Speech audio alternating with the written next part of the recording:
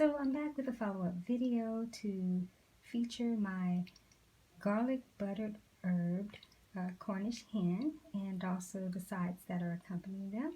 And before I actually start sharing about the Cornish hen, I want to just share the sides. And the recipe for this meal will be in the description or in the comments, so be sure to check there. So what we have for the sides are homemade skillet macaroni and cheese and also pan-seared roasted asparagus. And again, I'll share in the description how I prepared these.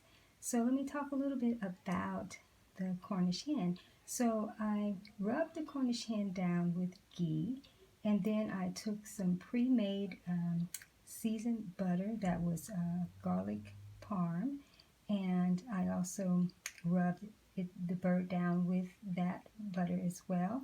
And then I used a buttery seasoning with garlic powder. And so yeah, so then I just seasoned those and then I baked it.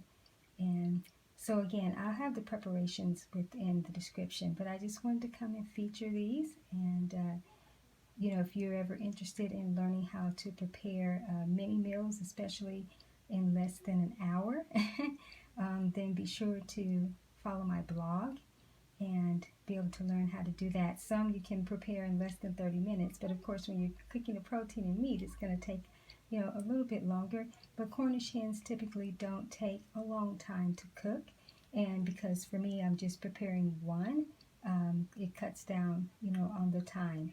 So look for the description, the recipe within the description, and I look forward to sharing more with you soon.